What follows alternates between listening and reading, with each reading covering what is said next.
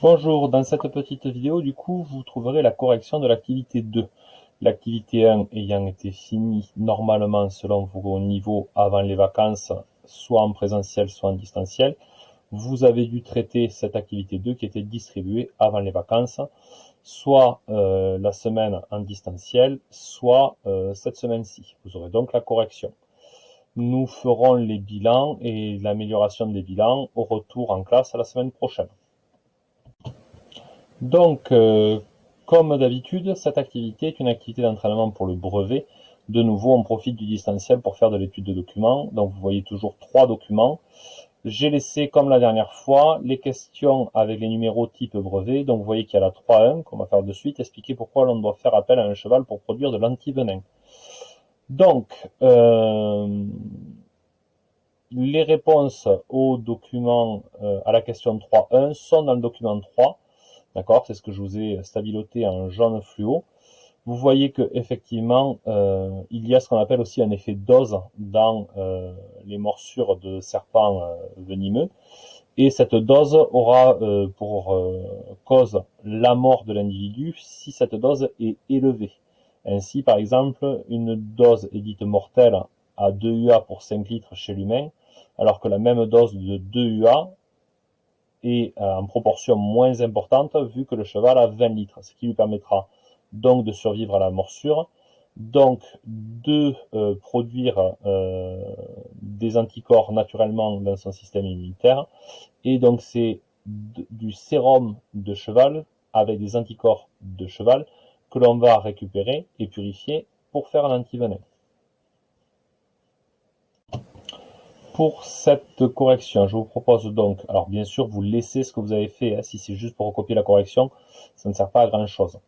Donc, correction, il y a un problème de quantité dont le seuil est mortel en fonction du volume sanguin de l'animal. Ainsi, pour un homme, avec 5 litres d'injection, l'injection de 2 UA lors de la morsure par un cobra est une dose mortelle, alors que les mêmes 2 UA dans un animal qui possède 20 litres de sang ne seront pas mortels. On utilisera donc le cheval car il survivra à la toxine. Donc c'est cette idée de proportion qui est importante à réussir à extraire du document 3. Donc vous réalisez des pauses au fur et à mesure que vous en avez besoin. Je vous propose donc de passer à la question 3.2. Donc toujours pareil à la question 3.2, c'est une question où on extrait du document, où on est dans l'explication et pas dans le raisonnement. Donc c'est des questions que vous devez normalement tous réussir à commencer. Ça ne veut pas dire que vous aurez tous des niveaux supérieurs, mais normalement, tout le monde doit réussir à choper des points sur une question 3. Expliquez pourquoi notre système immunitaire n'est pas efficace contre les serpents venimeux. Alors vous voyez que là, l'information se trouve répartie dans 2 documents. Toujours pareil, ça ne veut pas dire que ce soit beaucoup plus compliqué.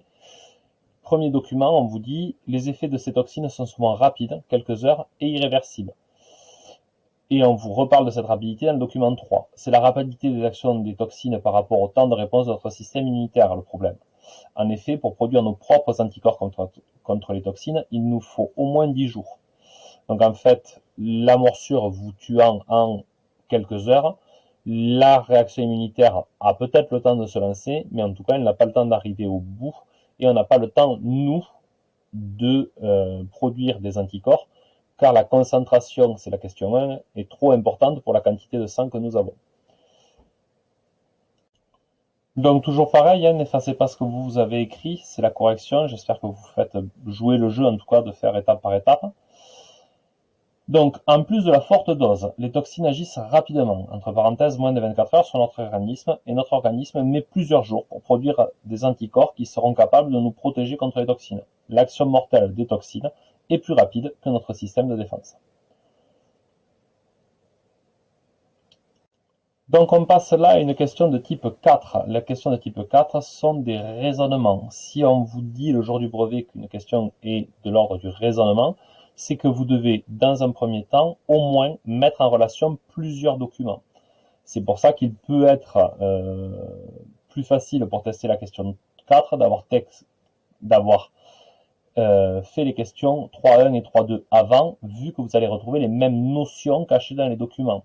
Il va falloir par contre venir améliorer ces notions en les croisant et en essayant d'extraire les infos les plus importantes. Et si vous en avez déjà, les croiser avec du savoir du cours. Donc, nous allons pouvoir, dans cette quatrième étape, croiser les informations et peut-être même les croiser avec un petit peu de cours quand nous l'aurons réalisé. Ce serait le but, en tout cas, d'une question de type 4.